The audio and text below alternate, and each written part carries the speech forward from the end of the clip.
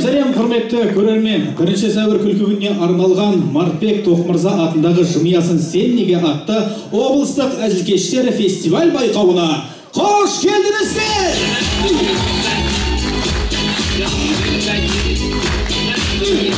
Сіздердің жүздеріңізге күлкі ұялату біздің әзілкештердің сүйікті ісі. Сол себепті бүгінгі кеш сіздерге ұнайды деген сенімдемін. Ендеше қатысушыларға сәттілік, фестиваль байқауымызды бастауға рұқсат етіңіздер.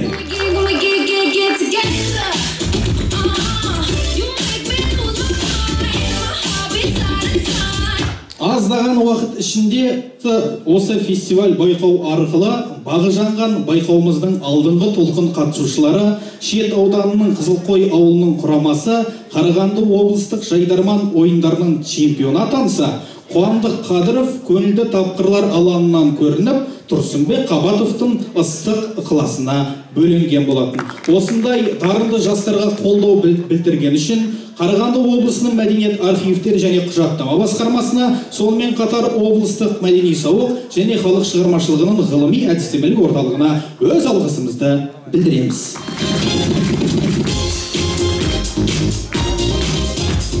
Ендеше қатысушыларға сәттілік тілеп, байқауымызды ашып беру үшін Қарағанды облысының мәдениет архивтері және құжаттама басқармасының мәдениет және өнер бөлімінің басшысы Қатыр Төлеуқадырұлы Ашкеевті ортаға шақырамыз.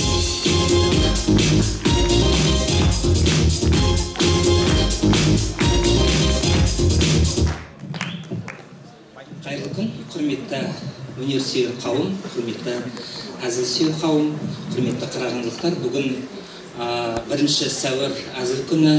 Сіздерді осы мерекемен құттықтаймын. Осы біздің Мартбек Тоқмырза атындағы Жымиясын сен неге атты әзілкештер фестиваль байқауына келгендеріңізге, осы командалардың ойынын көруге келгендеріңіз үшін көп рахмет.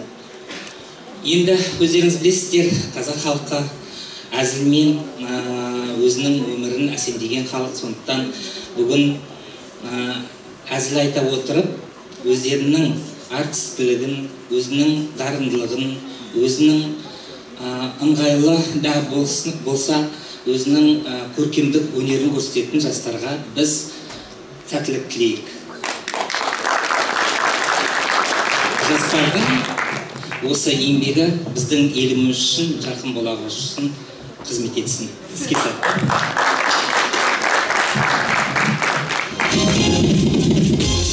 Сізге де уақыт тауып келген үшін, облысымыздың дарынды жастарын қолдағандары үшін үлкен алғыс білдіреміз. Осы қошемет сіздерге. Құрметті көзқарақты көрермен, бүгінгі байқау 2 номинация бойынша өтеді. Алғашқы номинация әзілге толы әңгіме. Бұл сайыста қатысушы жалғыз адамның орындауындағы монолог, стендап, анекдот, пародия, әзіл сынды бағытта әзілдейтін болады. Ең бастысы сахнада жалғыз адам болуы қажет. Екіншісі көңілді тапқырлар кезеңі. Бұл номинацияда әзілкештер топпен өнер көрсетеді. Бүгінгі фестиваль байқауда Қарағанды, Теміртау қалалары мен Ақтоғай, Бұқар Жырау, Қарқаралы, Нұра, Шет аудандарынан және оқу орындарынан командалар мен жеке орындаушылар қатысып отыр. Ендеше бүгінгі әзілкештерді бағалайтын көңілді де көрікті әділ қазы алқаларымен таныс болыңыздар.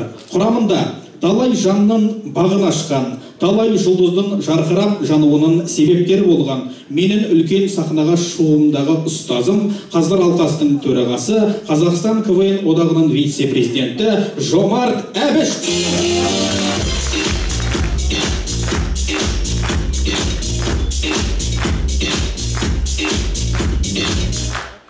Бүгінгі есімі осы фестивальға беріліп отырған Мартбек Тоқмырза ағамыздың інісі Бочан есімімен көпке танымал Болатбек Тоқмырза ағамыз.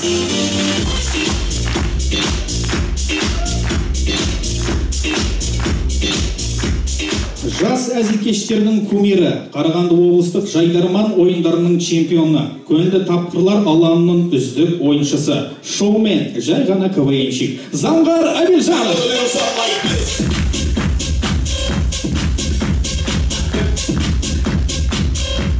Өзі жас болса да бас болып, жас жайдарманшыларға бағыт бағдар көрсетіп жүрген Қарағанды облыстық жайдарман ойындары филиалының директоры Ернат Абутаев.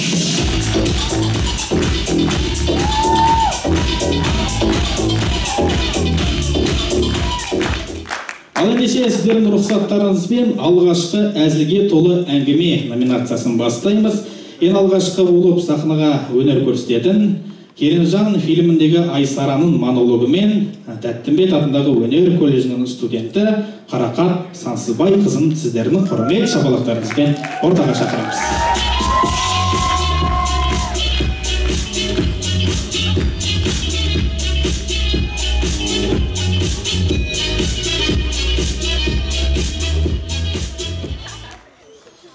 Осы апам бар ғой, тек Айсара дей береді, мені ғана іздей береді осы. Менен басқа ешкімді көрмейді ғой осы. Атымды өзгерте ма осы?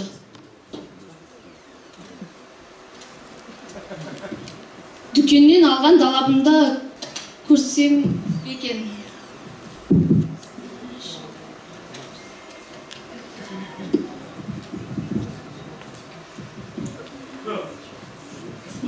Түсі әдем екен.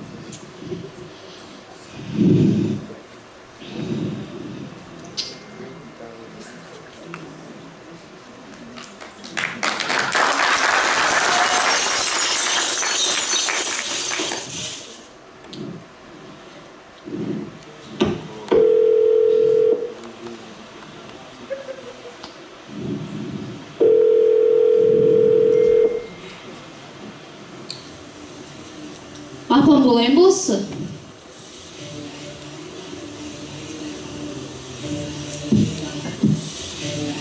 Айсара, не істеп отырсың? Арғы жақтағысында не істеп білмей жүрмін. Сен отырсың мұнда. Құр отырмай бар, көмектес.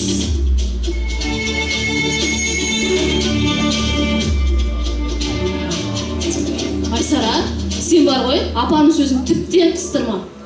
Ол кезінде талай естіген ғой бұл сөзді. Қазір кімнен өшін аларын білмей, сені жертіп алып жүр. Шіркін, апам осылай айтса екен. Айсара, үйді тазалап қойдым. Сиырды сауып қойдым. Үйді жинап қойдым. Деп айтпайды осындай сөзде, ол кісіге жалқа ғой, жалқа.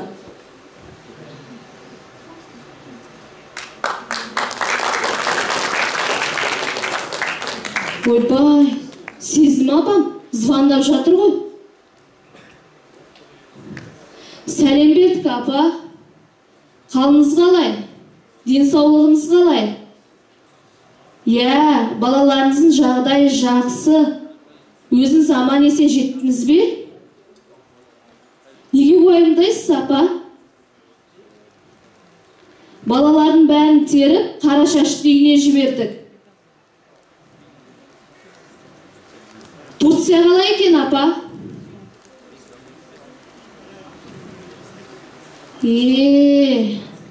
Қайдағы Бурат дейсіз бе?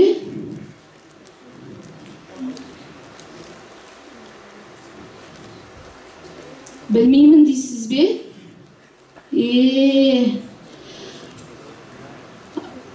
Айтпақшы апа, мен үйдің үлкені болып қалдым ғой, я? Бәрі мен бақылауымда ғой, я? Апа. Алло, апа. Ой, осындай кезде естімейтін болып қалады ғой. Алло, апа. Сіздің орныңызға үлкен болып қалдым ғой, я? Все, апа, бәрін былай ұстаймын.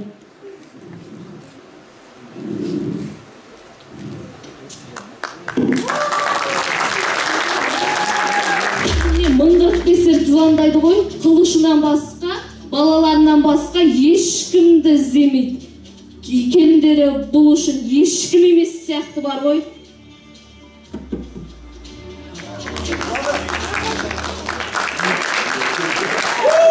Рахмет, қошемет құрмет көрсетіп қойыңыздар. Фестивалімізді бастау оңай емес. Сондықтан біздің қатысушыларға шапалақтарыңызбен шабыт беріп отырдыңыздар.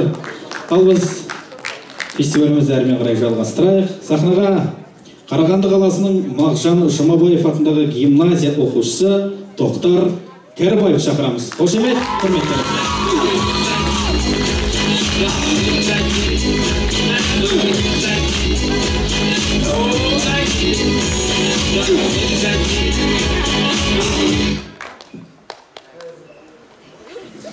Қайырлы кеш, құрметті ханымдар мен мырзалар. Менің есімім Тоқтар, 6 сынып оқимын.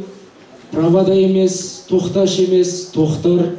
Неге Тоқтар деп сұрақ қоятын болсаңыздар, кезінде Тоқтар Әубәкіров ағамыз үйімізге келіп атымды қойып кеткен, ырымдап.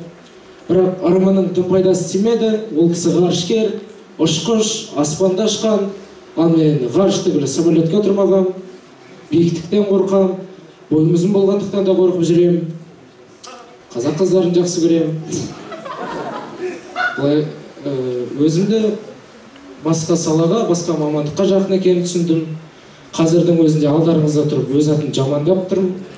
Өзімен ұстарыма күлу, ол да өнер. Сосын өнер демекші, сахна, театр, спектакльдерді жақсы көремін. Егер биіктіктен қорқпай тағы өсетін болсам, болашақта актер болуды армандаймын. Сондай арманға толы күндерімнің бірінде театрға бардым. Қойылым «Пранк махаббат» деп аталды. Маған бір жаңашылдық болғаны, ондайды ешбір жерде көрмеген, қойылмаған.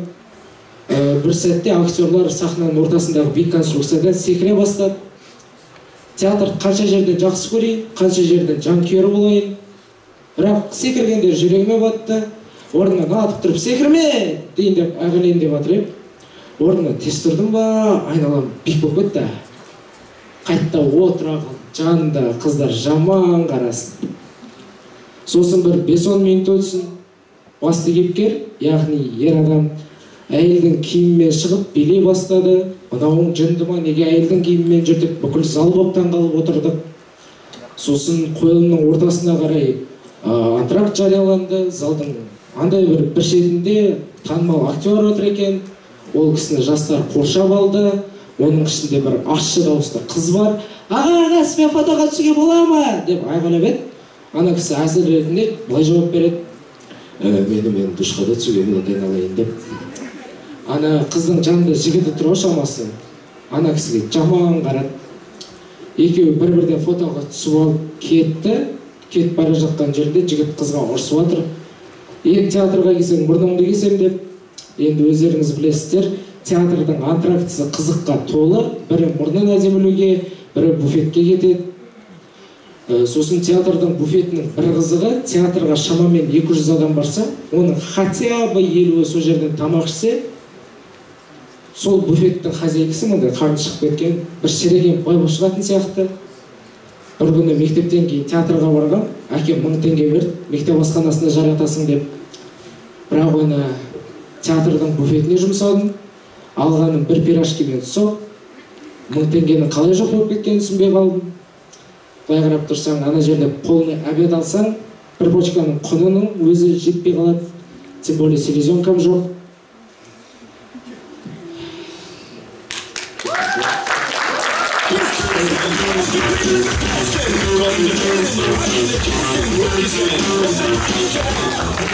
Бәрекелді. Қолдап келген Мағжан Жұмабаев атындағы гимназияның оқушыларына алғыс білдіреміз. Келгендеріңізге, қолдау бергендеріңізге рахмет. Ендіштермен қарай жалғастырайық. Ортаға Қарағанды теміржол колледжі Алихан Медеуұлын шақырамыз.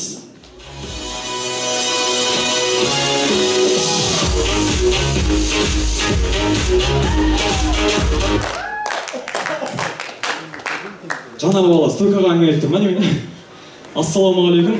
Менің есімім Медеуұлы Алихан. Менің есімім Медеуұлы Алихан. Мен колледж оқимын. Колледж оқимындар, шапалағыңыздаршы қазір, шапалақ. Колледж оқимындар, студенттер, шапалағымыз. Бәрекелді, көп екенбіз, е? Мен Қарағанды теміржол колледжінде оқимын. 3-ші курс студентімін. Соңғы жыл болғаннан кейін бәрібір қорқа бастадым ше. Ертең не болады, қайда түсем, қайда барам, не жұмыс істеймін деп. Бомж болып кетем ба деп қорқам ше. Сосын папам айтады, қорқпа, жұмысқа тұрғызып, бір таныс ата бар дейді ше. Мен ораза ұстаған сайын каждый раз сол кісінің амандығын тілеп жүрмін ғой. Жалпы қазір жұмысқа тұру мүлдем невозможно.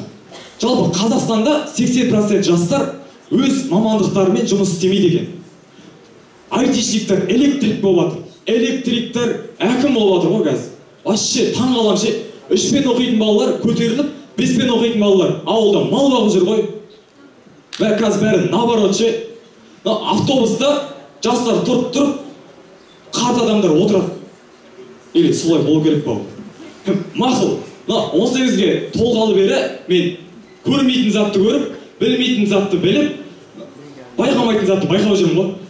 Байқамайтын зат дегенім ол TikTok желісінде отыратын, Instagram желісінде отыратын адамдар бар емес па? Солар андай жеті көбейту, жеті тең неше, суретте не көріпсің деген сұрақтарға бүйтіп деп отырып ответ береді екен. Не үшін деймін да, миыңды аштып, не үшін ашып жүрген миыңды аштып. Или қасында біреу бар ма спорт ететін, или ақша бере ма саған. Болмаса аридокс кел, мына есепті біледі екен мына бала демейді ғой. Не үшін деймін да сол. Сосын тағы бір байқағаным мынау, қыздар қауымы боянған кезде, кірпігін бояған кезде ауыздарын ашып қояды екен. Деп ше, айнаның алдында ал сағат тұрып алады ғой. Ананы көрсең, мұртын қырып жатыр ма деп ойлап қаласың мен. Ананы режиссерлар көрсе, по-любому ужастик фильм қалып кетеді ана қызда. Сосын тағы бір байқағаным мынау, аналарымыздан байқағаным, аналарымыздың шаштары әкелерімізден қарағанда ұзын екен. Ойнап айтамын. Папамдікі ұзын. Мынау мамаларымыз, бұрынғы заманның мамалары қазіргі заманның мамаларымен салыстыруға келмейді вообще, жер мен көктей екен. Бұрынғы заманның мамалары далаға шыққан кезде, балам, үстіңді байқа, ой, денеңді артып алма, бір жерге соқтырып қалма дейтін. Қазіргінің мамалары киіміңді келе туа жүрмей қыршын дейді. Как будто анау үстіңе алтын жамап қойғандай. Ол обязательно бір жерге барып сөрініп құлайсың, үйіңде мамаң тосып тұрады оқтаумен. Сабырғышпен сабайды болмаса, қамшымен ұрады. Басыңды доп сияқты тебет, мұрны қанатады. Сіздердің ата-аналарыңыз сондай ма, мамаларыңыз? Или мен мамамды сондай ма? Жалпы айтайын дегенім, мамаларымыз қанша жерден ұрсын, соқсын, бізді жаман болсын демейді. Қазақ атам айтқандай, жұмақтың келді, анамыздың табанының астында екен. Мен сол кітті таптым ғой. Мен квартирадан келдім атеппін ғой. Мама! Рахмет, алдыңызда өнер көрсеткен Әлихан Медеуұлы, шапал қошеметтеріңізбен. Біз әрмен қарай жалғастырамыз. Ортада Қарағанды қаласы Нұртас Қанатұлы.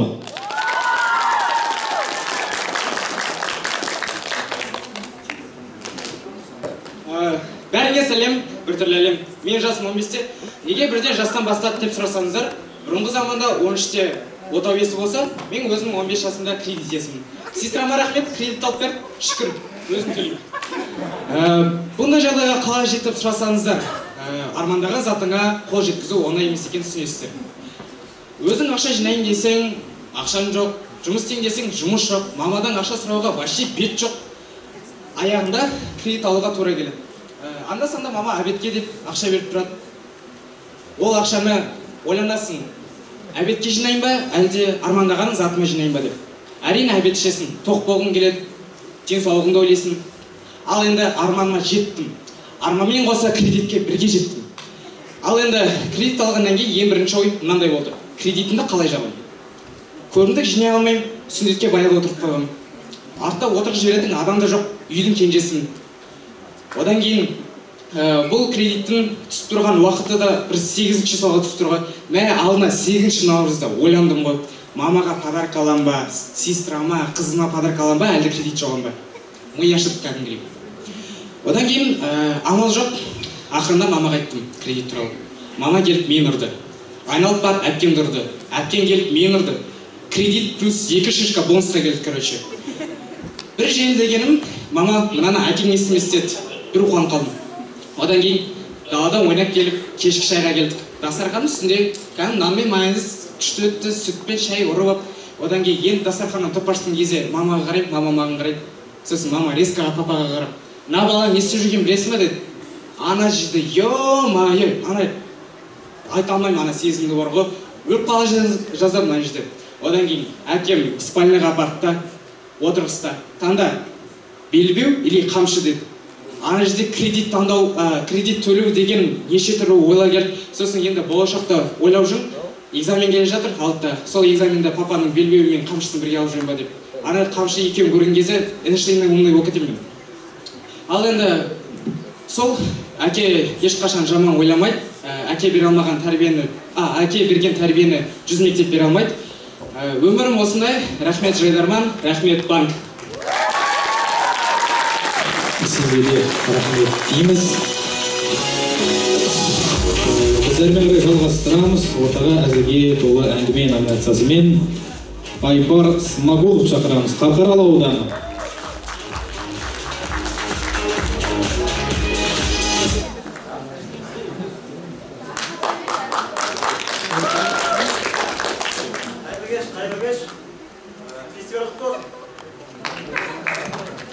Фестиваль құтты болсын.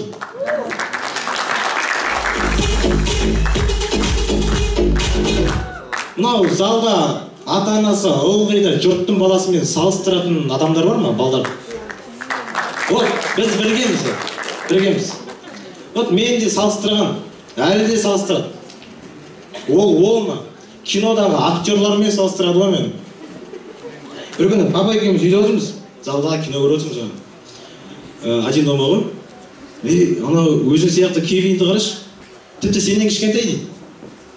Үлкен үйді қарап жүр дейді да. Мен айтамын, папа, сен де маған солай үлкен үй салып бер. Баса жоқ, мен қарап беремін деймін да. Сөйтіп, бір күні папа шақырады далаға. Мынандай жерде отыр біз. Барам. Мына қара, мына екі құмырсқаны қара дейді да. Қарап тұрмыз, екі құмырсқа прям бірде кесе алыр да. Айтады, мына қара, мынау әкесі дейді. Мынау баласы. Баласын көрдің бе, әкесіне қалай көмектесіп отыр дейді да. Мен жәндікпен салыстырмай шығасың енді.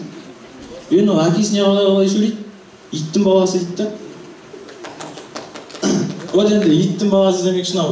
Германияда ит асырайтын адамдарға айына 75 мың теңге береді. Мен 30 мың теңге аламын айына.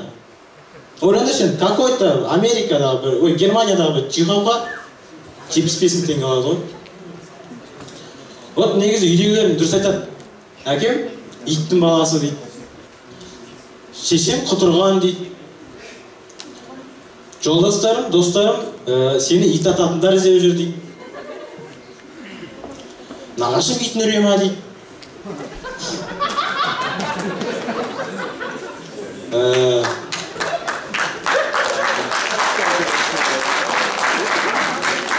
Түнде енді ұйықтамай жүрсен жат дейді. Бір күні вообще папа алды да, мынандай бір қапқа салды да суға ағызып жіберді мен. Фантастика.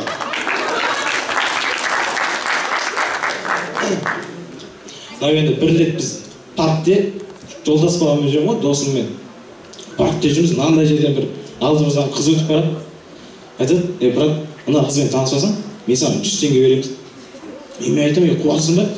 Бұл да біреудің асырап отқан қызы, біреудің сүйікті әпкесі, біреудің маңдайына жазған келіншегі дедім да бардым таныс болып. Зато 100 теңге қалды да. Енді сөзімді осы жерде аяқтағым келіп тұр. Мынау кімнің андай бір жолдастары бар. Көп жерде жаңағы көп нәрсе ұйымдастырады ғой. Андай жігіттер бүгін мынау Айбардың мамасының туған күні екен, түнде 12-де барып құттықтап кетейік дейді ғой. Вот, сондай достарыңыз болса қадірлеңіздер. Рахмет, Айбар Смагулов.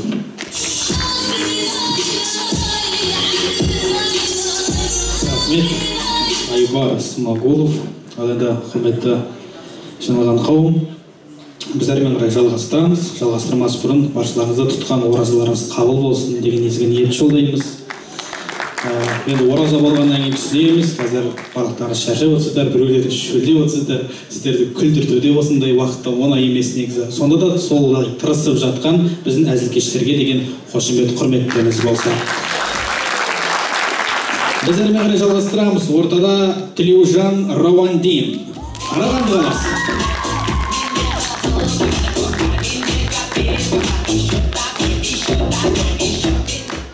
Ассалаумағалейкум.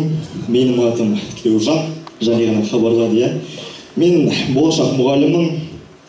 Мен өте пысық болғандықтан ба, практикант болсам да, мұғалімдер сияқты, мектепте зарплатаға жұмыс істейтіндер сияқты өліп талып жұмыс жасаймын ғой. Маған жиі қойылатын сұрақтардың бірі, мұғалімдердің зарплатасы қанша, 3 ай от души демаласыңдар ғой дейді. Аха, демаламыз. Такси, 3 ай жұмыс істейсің, одан қалса елін тойға шақыра береді, өте қиын біздің жұмыс. Бірақ мұғалім болғанда өзінің плюстары бар.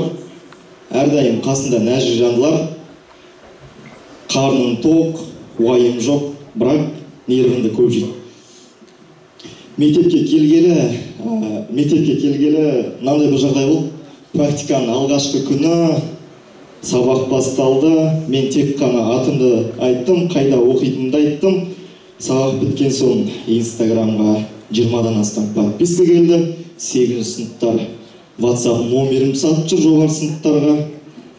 Бүкіл мектеп болып TikTok'тағы видеомда рекомендацияға шығарып жүрген. Мектептің оқушылары шыны керек бір КМБшник сияқты өте қатты және тез жұмыс жасайды. Сондайдың бір күнінде енді жас болғаннан кейін WhatsApp'та отырасың, Instagram'да отырасың. Статуста көбінесе жас қыздардың статусы болады да, бірақ мектепке келгелі мұғалімдердің историялар көбейді. Сенбі, воскресенье сайын семинар салады. Одан қалса ашық сабақ. Ең өтетіні ашық қаласың статуста. Мынандай жағдай. Монғолиялық нәски бір дана 3 теңгеден Арифлеймге жазыл, скидка 50%, зауыт жасап қойған. Одан кейін бір күні өте қаттан қалдырған жағдай болды. 16 размерлі қысқы доңғалақ сатам деп дене шынықтыру мұғалім саған. Әйтеуір WhatsApp'ты үйренді ғой деймін. Солайда жүріп күндерім өтіп жатыр. Қазіргі жастарда ең бастысы құлшыныс бар, білім бар. Мағжан сенген, Мағжан атындағы мектептен келіп тұрмын.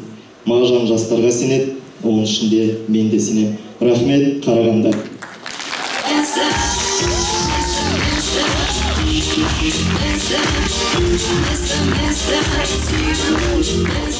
Біз әрмен қарай Нұра ауданының қатысушымен фестивалімізді жалғастырамыз. Ортада Самат Наурызбай, Нұра ауданы.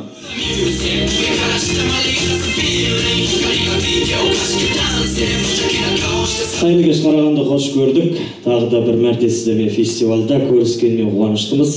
Енді бүгінгі монологым тақырып ретінде әкелген бір жаңалық емес шығар, бірақ сонда да айтып өтейін. Ағымдағы жылдың басындағы ең үлкен тақырып болған талқыланған бұл тіл жайында. Соның ішінде актриса, тележүргізуші, Матч ТВ телеарнасының директоры ресейлік Тина Канделакидің қазақ жерінде Қазақстанда орыс тілі қысым көріп жүр дегені. Айналайын, қайдағы орыс тілі, қазақтар өзіміз чиста қазақша сөйлемейміз ғой біз. Біз мына кейбір орыстың сөздерін әлі күнге дейін қолданамыз ғой. Ауылда аудармасы жоқ сөздер бар. Фляк, гараж. Аудармасы бар сөздерді қолданбаймыз ғой біз. Енді банан мен балкон түсінікті, қылтима мен сары қисық дейді. Ол сөзді аударған адамға өкпе жоқ, ешқандай реніш жоқ. Рахмет, қайта аударуға тырысты. Бірақ енді қараңыздаршы, қызық сөздер бар. Мен сіздерге айтайын, меңгеріп деген сөздің орысшасын кім біледі? Руль. Дұрыс айтады, мына жақтан кім біреу айтып қалды. Руль. Молодец. Әрі қарай кеттік. Тышуыр деген сөздің орысшасын кім біледі? Жоқ, горшок емес. Ол дрель. Тышуыр. Ойлаңыздаршы, мен үйде папамен ремонт жасап жатырмын. Папам тұрып та, ұлым, барда тышуыр алып келші деді. Мен басындағы шәріп естеймін да не істеймін? Туалетке барып келемін. Түсінбейсің да? Көп сөздерді біз әлі күнге дейін орысша қолданамыз. Біздің тіл әбден метис болып кеткен ғой. Біз ситуацияға байланысты тіліміз бен сөзіміз өзгереді. Қазір мына айлардың сұлтаны қасиетті Рамазан айы келіп жетті, ораза келіп жетті, тұтқан оразаларыңыз қабыл болсын. Осы Рамазан айында біздің жастардың бәрі араб болады ғой.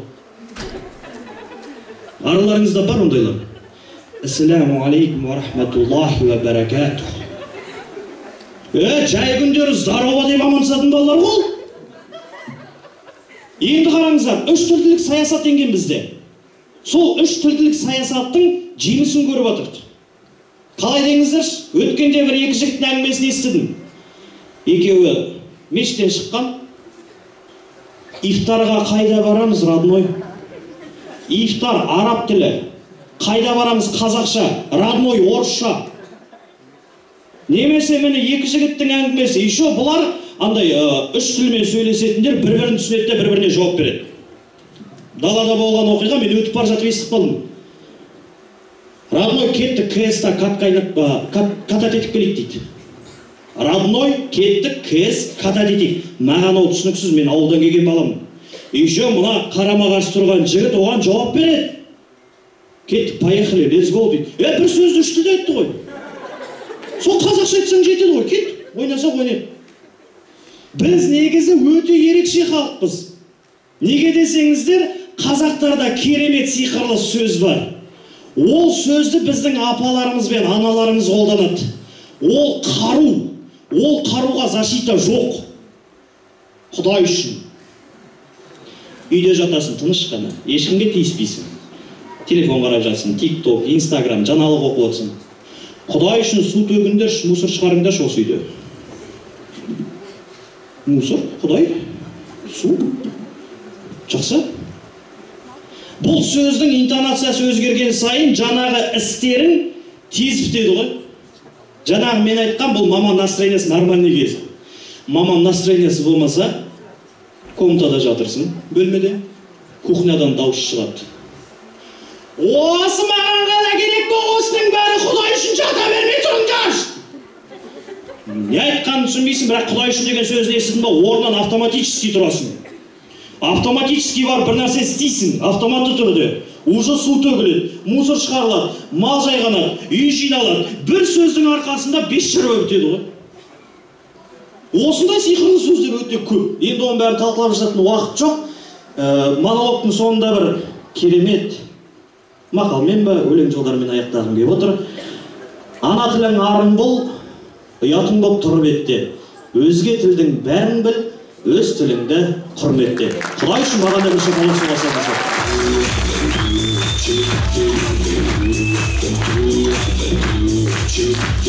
Бәрекелді тамаша, біз әрмен қарай жалғастырамыз. Осындай көңіл-күй сыйлаған үшін Самат Алдыбайға рахмет. Келесі қатысушыға да рахмет айтамыз деген ниеттеміз. Қарағанды қаласы Сұңқар Таханов. Қарсы алыңыздар.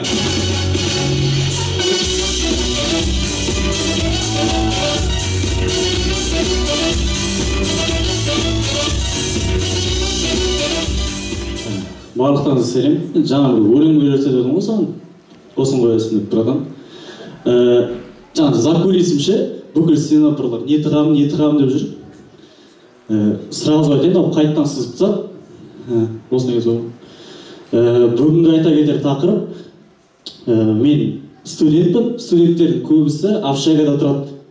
И общагада тұратын студенттердің көбінесе ақшасы болмайды да. И оларға моральный поддержка ретінде стендап ашыпты.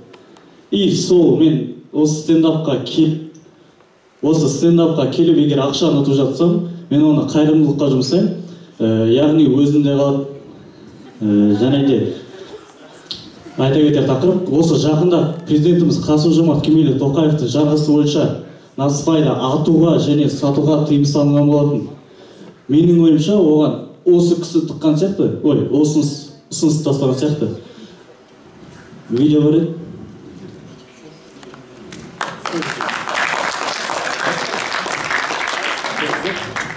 Иттермен сөйлесіп, ит мысықтарымен бұрасын ескертіп бергенбіз.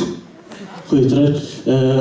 Және де осыға, походу, тауықтармен келісе алмағандықтан не істеді ғой деймін, ұсыныс тастады ғой деймін. Рахмет.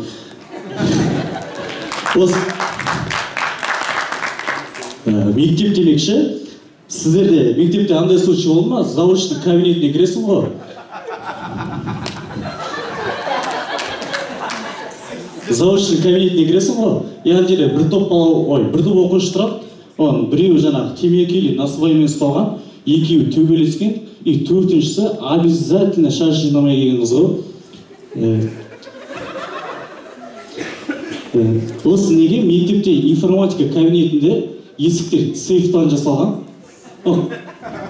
Ішінде қырып жойып ұрлайтын дым жоқ қой. Әрі кетсе калькулятор таппайтын ескі бір компьютері бар. И тағы да бір қалай еді текстін.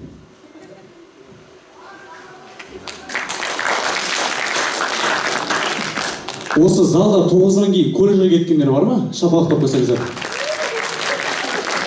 Байқадыңыздар ма? Именно біз кеткеннен кейін мектепті жайнатып ремонт жасап қойды ма?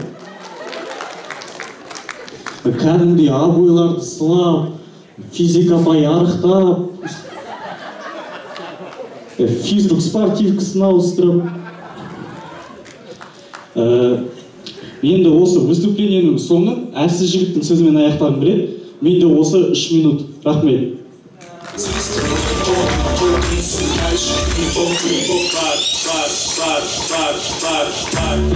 Бәрекелді, рахмет. Біз әрмен қарай жалғастырайық. Ортада Ақтоғай ауданы Нұрбол Шакаримов ауылдан келген қара домалақ бала. Қарсы алыңыздар.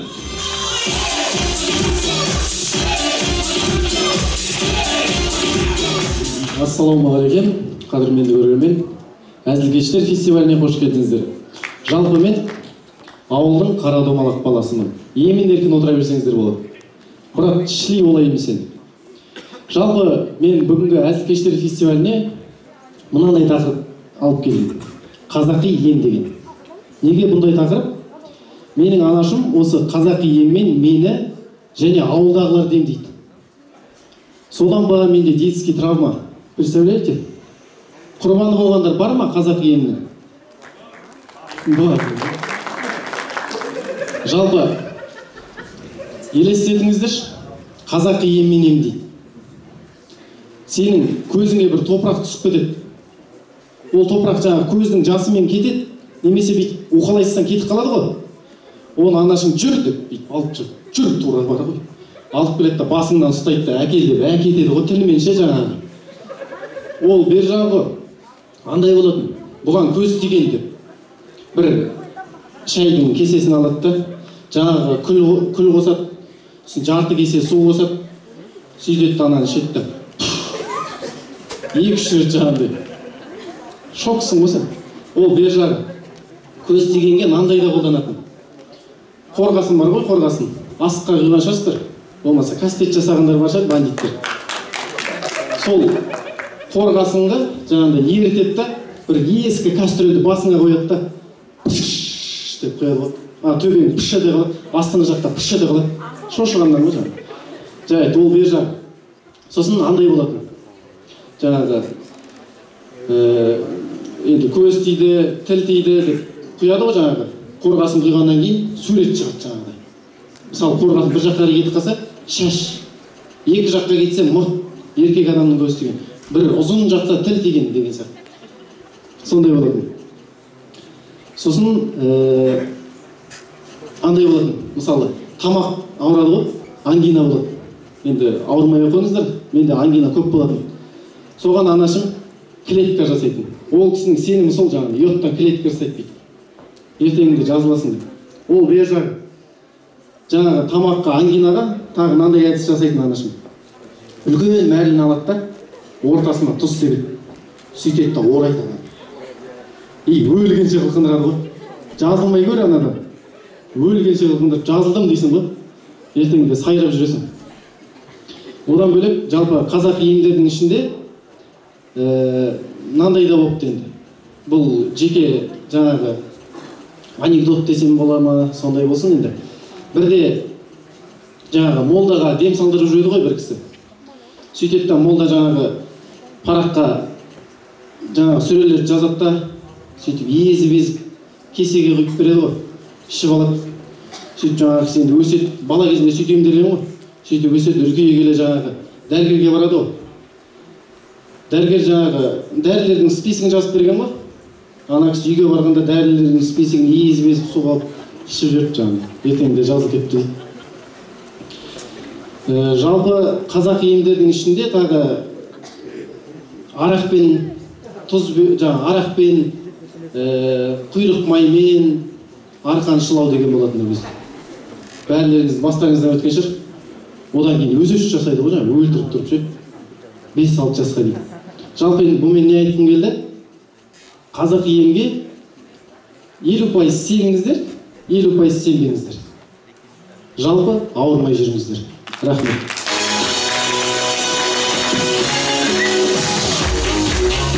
Бәрекелді, рахмет. О, кілем мықтылай жиналған сайыстан Айдыл қазы арқаларына қиын болайын деп тұр. Еншермен қарай жалғастырамыз. Ортада Шет ауданы Ағадыр кенті тілектес Қуанышбаев.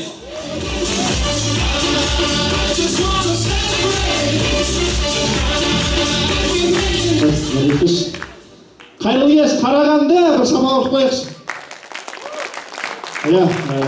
Әкімнің есеп беруінен кейін әзілдерге кезек берейік десең.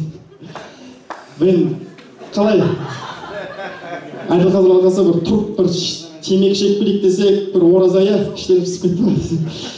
Енді бағана кереметтер Еркотик айтты, 3 минут уақыт, 3 минутта барлық әзілдер сыйлдыру керек деді. Енді мен мынандай әзіл жазып бергем, соны енді әзіл емес жерлерін ғана айтайын. Өтірік болсын күліп отырып шапалақ қойыңыздар. Мынау арамызда бойдақ жігіттер бар ма? Бойдақ жігіттер. Оң қолдарыңызды көтермей қойыңыздар. Мынау неге бойдақ жігіттер, неге көп білесіздер ма? Себебі қазір Инстаграм желісінде бір опрос жүреді ғой, қыздардан сұрайды, жүгіріп барады да, қарындас, сіздің болашақ жарыңыз айына қанша теңге тауы керек деген. Сосын ол енді әдемі қыз, енді өзінің ойынша мынандай айтады, менің болашақ жарым, менің бүкіл хотелкаларына менің керек заттарымды алып беру керек, 500 теңге тауы керек дейді. Оны айлығы 85 теңге охрана ағамыз көріп отырған, ол айтады, 500 мыңға әйелді асырағанша 500 мыңға мал асырап, жақсы емес па дейді енді мал алып. Содан кейін мынандай қазір мақала шықты, мынандай жеті атасын білмеген, жетесіз деген мақала. Қазір қыздарға арналған бір мақал бар, мынау махрге жет сұрағандар жетесіз деген. Мынау алдында бір тиктоктан ба, инстаграмнан көріп қалдым, бір қыздан келіп сұрайды, сіз махрге не сұрайсыз дейді. Мынау махрге мен күйеуіме қатты ауыртпашылық сұрағым келмейді, 3 бөлмелі пәтер дейді. Қалай ол? Сонда келіп, жан не қалайсың? 3 бөлмелі пәтер, 3 бөлмелі пәтер, 3 бөлмелі пәтер бересің, сосын не жиһазымен деп. Жай ғана олар үшін ойын сияқты да. Мынау статистикаға сүйенсек, қыздар тұрмысқа шыққанға дейін тек қана шындықтарын айтады екен. Менің машинасы бар, жігіт жақсы көрем, маған сондай жігіттер керек деген сияқты. Квартирасы бар. Ал жігіттер үйленгенге дейін өтірік айтады екен. Жан, үйленгеннен кейін бір ай ғана тұрамыз үйде, сосын бөлек шығамыз. Жан, менде машина бар, тек қазір бір-екі жер сынып тұр деген сияқты өтіріктер. Ал үйленгеннен кейін жігіттер тек шындығын айтады екен, ал әйелдер болса өтірік айтады екен. Жан, не істеп жатсың десе, балам жылап жатыр, үйде тамақ істей алмай жатырмын дейді. Ал бірақта бала тып-тыныш, құшақтап ұйықтап жатады. Мынау және де инстаграмда тағы да өтірік басам, андай рекламалар шығады. Сізде микрозайм көп па, кредит көп па, сізге көмектесем дейді. Базар жоқ, менде ақша жоқ, көмектеседі ғой деп кіріп басам, сіздің микрозаймда графикқа қойып беру үшін, микрозаймдар бар, түсініп отырсыздар ма? Графикқа қойып беру үшін бір микрозайм 25 мың теңге дейді. Сен қалтаң, сенде 25 микрозайм бар, әр қайсысы 10-нан 250 мың теңге. 250 мың теңге болса, сен ол кісіге жазбайсың да ғой. Және де андай рекламалар олар, мен осыдан бір ай бұрын, бір жыл бұрын 20 миллион қарызым бар еді. 20 миллионнан мен бір жылдың ішінде құтылдым.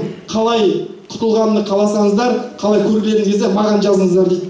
Енді жазасың ғой, енді қарыз бар қалай деп. Ол бірден жазайды.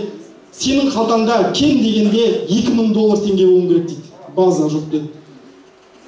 Содан кейін сенде виза болу керек деді. Сосын сенде паспорт болу керек дейді. Сосын барып Англияға барып гүл тереміз дейді. База жоқ. Сен қалтаңда $2000 болса, ол кісіге жазбайсың да ғой? Мысалы, былай қарасам. Және де NNN деген барлығымыз білеміз ғой.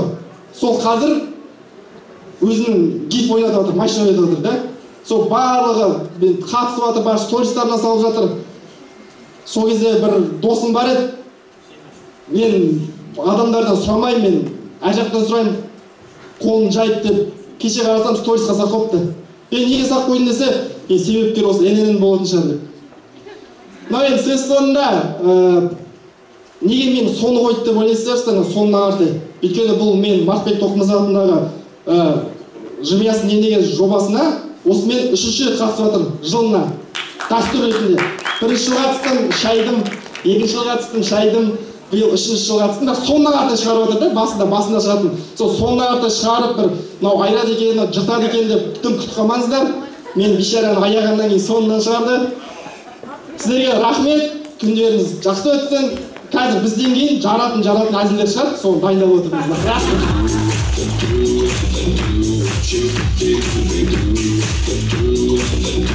Бәрекелді. Ал енді құрметті достар, құрметті осы жерде отырған командалар болса, сіздерге мына жерде басында бастайтын 3 командаларға дайындала берулеріңізді сұраймыз. Себебі қазір 3 кісіден кейін алғашқы номинациямыз аяқталады. Біз әрмен қарай жалғастырамыз. Әзілге толы әңгіме номинациясы. Кезекте бізде Қуандық Қадыров, Қарағанды қаласы. Кука is my Kuduka.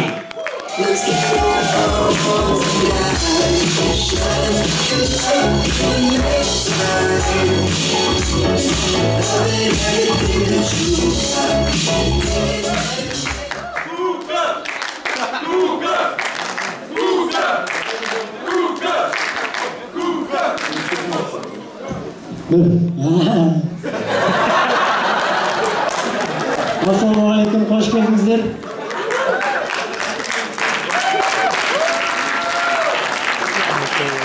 Таныс болайық, Қуандық Қадыров, жасым 21-де, студентпін, Майқұдықта тұрам, жұлдызнамам Шаян, характер мягкий, не женат. Мен үйдің ортаңғы баласымын, залда барма үйдің ортаңғылар, шапалақтаңыздар.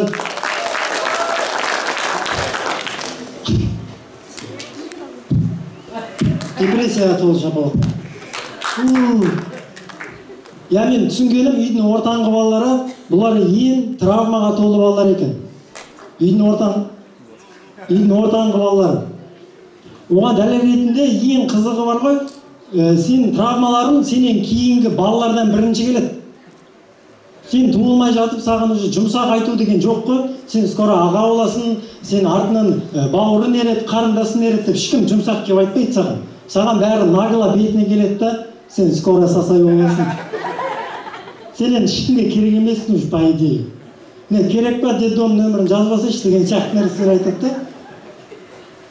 Үйдің ортаңғы баласы болу деген, бұл саған еще внимание өте аз болады, ол сақыт бөлінген кезде де білінеді. Үнемі үйдің ортаңғы балалары үнемі андай торттың кремі жағылған бауырсақ, бір-біріне ұрсан тастың дауыс шығатын печенье, сондай нәрселер жейді да. Фрукты дегенде вообще көрмейсің сен фрукты дегенде. Мен бар ғой, бір целый полный бананды бар ғой. Айтайын ба соңғы рет қашан жедім? Алдың күні ауызашарда. Итон мен бір бітті баладан тартып алдым еңбектеп жүрген. Үйдің ортаңғы баласы болған бар ғой, бұл будильник сияқты боласың ғой примерно. Істесен де жақпайсың, істемесен де жақпайсың ғой. Еще үйдің ортаңғы балалары бұл. Ортаңғы деген сөздің өзіне мән беріңіздер. Үйдің үлкендерін кім дейді? Үлкендер дейді, тұла бойым, тұңғышым дейді, үлкендерді. Үйдің кішкентайларын кенжекей, үйдің тәттісі, үйдің еркесі дейді. Үйдің ортаңғыларын ше. Креатив деген нөл ғой, нөл. Үйдің ортаңғыларын, үйдің ортаңғылары дейді. Жалпына ортаңғы деген нәрсенің барлығы ортаңғы деп аталады. Оған дәлел саусақ, бас бармақ мысалы. Бармақтардың бастығы. Кішкентай бөбек, өте құлаққа жағымды естіледі. Сосын ортан терек. Ортан терек деген бұл түрі онша емес, достарым сияқты, бұның жалғыз өзін көрсетуге болмайды, бұның жанында 3-4 адам болу керек. Үйдің ортаңғы деген бұл қайта нормально, бұдан да ауыр обидный бір сөз бар. Ол екінші деген. Екінші, залда екінші орын алған спортиктар или тағы біреулер бар ма, шапалақтаңыздар? Отын түсінеді. Бірінші орын алғандарды бәрі құттықтайды, онсыз да чемпионсыңдар андай мұндайды. Үшінші орын алып қалғандарды үштің өзі күш деп жұбатады. Екінші орында екі алғандарға ештеңе жоқ. екі алып қалғандарды бір жақыннан айырылып қалған біреулерді сияқты жұбатады ғой кейіп. Жігіттер, сабыр. Бекем болыңдар. Кейбіреулер бар вообще түк айтпай-ақ қойын, давай просто құшақтайшы кеш.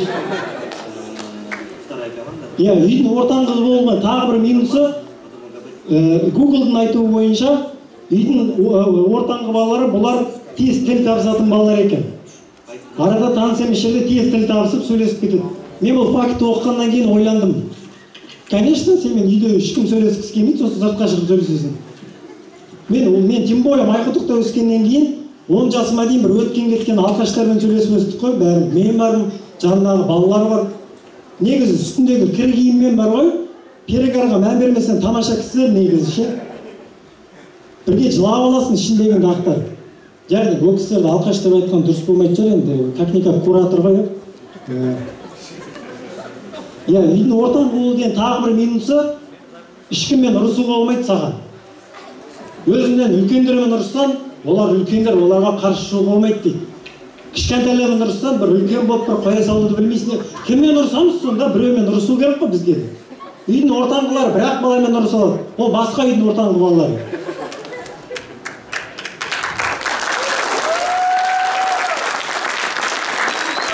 Я, көп жағдайда үйдің ортанғы балалары мен үйдің үлкен балалары бұлар бірге жүреді. Неге? Өйткені олар бір адамнан зардап шегеді. Ол үйдің кенжелері. Залда бар ма үйдің кенжелері? Жабалықтаңыздар. Түрлері бар. Я, бұл қазақтың ертегісін алсаңыздар да кенжелерді жақтыртпайды ешқандай жерде. Ертегілерді оқысаңыздар, ханның 3 баласы болған, үлкені молодец, андай білімді, мәдениетті, ортанғысы елу-елу, не әрмес, не бермес. Үйдің кенжелері ғой постоянно қораға кіріп жүретін. Садақ жебесін басқа жаққа атып жібереді, балықпен сөйлеседі, андай сондайлар. Даже Мұхтар Әуезовтің Қараш-Қараш оқиғасын оқысаңыздар, бұл жерде Бақтығұл деген кейіпкердің 3 баласы бар. Үлкен ұлы Сейіт, ортанғы ұлы Жұматай, сосын кенже қызы бар Бәтима деген. 100 беттен асып кететін шығармада үлкен мен ортанғы туралы айтылады. А Бәтима туралы 0, ештеңе жоқ. Бәтима туралы биылдыққа дым жоқ. Үйдің ортанғылары. Я, ата-анаға балалардың бәрі бірдей. Балалар көзімнің ағы мен қарасы дейді. Бірақ қазақта сөз бар. Атадан бала да туады, құла да туады дейді. Ала да туады, құла да туады дейді. 5 саусақ бірдей емес дейді. Айтайын дегенім, үйдің ортанғы балаларын менсінбеуге болмайды. Олар өте көп нәрсені істей алады. Дәлел ретінде біздің еліміздің президенті Қасым-Жомарт Тоқаев тоже бір үйдің ортанғы баласы. Все, менде осымен бітті. Қуандық Қадыров, рахмет, сіздермен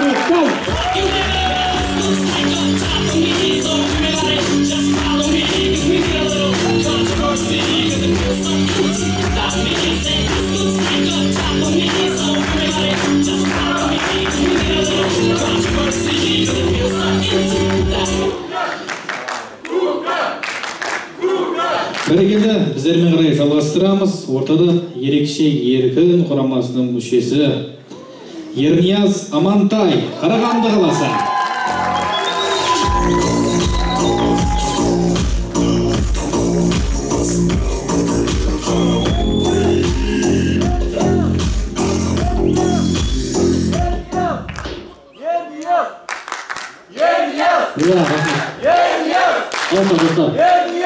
Көңілге қалай жасыма барлар? Есім Бернияз, танымайтындар болса танысып отырайық. Есім Бернияз. Достарым очкарик дейді. Еркелетеміз деп айтады, бірақ мен ойлаймын, олай еркелетпейді сияқты, или мен чотпын екеуін біреу. Очки кигенім негізі достар өзіндік плюстар мен минустар бар. Залда очки киетіндер ма? Андай көздің зрениясымен бір андай зрениясы нашар, бір линза тағатандар бар ма? Негізі плюстар мен минустары өте көп. Андай жағдай бола ма? Бүйтіп көшеде кетіп баратасында, бір адамды байқамай танымай өтіп кететін кездер болады. Менде бір сондай жағдай болған, бір магазинге шықтым, кетіп баратқаннан кейін тоқтаттым, мен балам деп, түсінбей қалдым, балам деп, қарадым. Айтам, сіз танымадың ғой дедім. Жындыма дейді, мен сен мамаңмын ғой деді. Мен айттым 7 жылдан бері қайда жүрдің дедім. Неге мені тастап кетесің дедім. Мен айттым. Ойнап айтамын, ондай болған жоқ. Айтады маған, танымадым дедім, айтады, мен сенің мамамын ғой дейді. Қой дедім. Мен просто көзім көрмейді ғой деп ақталғым келді. Сол айтады, сен көзіңде очки тұрды ғой деді ғой маған. Сол кезде мен жұлдыз ауруымен ауырып жүргенім байқалып қалды, осы кезде, мысалы. Өздерің қалайсыңдар, жақсы ма? Сосын андай жағдай болды, басында очки сатып алып бастағаннан кейін ағам бір понятиемен жүрген ғой кезінде. Сол айтады да маған, не анау көзіңдегі дейді, қатын құсамай шеш деді ғой маған. Бүйтіп салдым қолымды, айттым. Аға дедім, сіз өзі адекватный отношение деген екен білесіз ба дедім. Өз-өзімді қатты қорғаймын. Негізі, осындай кездерде өз-өзімді қатты қорғайтын байқалып қалды да. Сосын не? Бірдеңе жазған қазір, қарай жейін да, ренжімесеңіздер.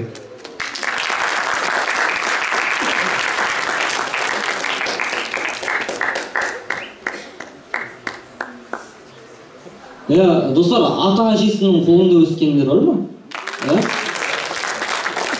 Сол негізі байқасаңыздар көп нәрсені осы телефоннан көре береді, ол кісілер. Сенің зрениең құрылса да телефоннан көреді, немесе аяғың ауырса да телефоннан көреді, олар телефонның кесірі дейтін. Сондай болды ма? Бір жағдай болған осындай. Жатырым үйде, сөйтіп өзі әжем бар. Бар болғанда қалай? Бар ол кісі әлі тірі. Сөйтіп айтады да маған өзінің тұратын уақыттары бар. Мысалы сағат 11-де кешкісін ұйықтар алдын бір тексеріп келеді, көрпенің астында телефон көріп атасың. Одан кейін таңғы сағат 4-те су ішуге тұрған кезде бір тексереді, телефонмен жатсың ба, жатқан жоқсың ба. Одан кейін таңертең жұмысқа баратқанда тексереді. Сол. Сондықтан достар, барынша телефонға қарамай, дұрыс нәрсені қарайық. Себебі көздерін ай, ертең бәрін көзден сұрайды. Сіздермен болған Амантай Ернияз өлеңді жаман айтады. Рахмет.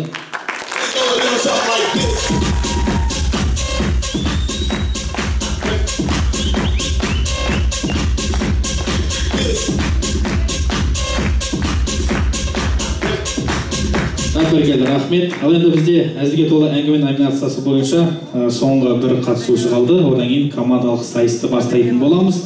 Командалық сайысқа Ойнап Айтам командасы, Мағжан жастары және Energy командалары дайын отырыңыздар. Сахна сыртына өтулерін сұраймыз.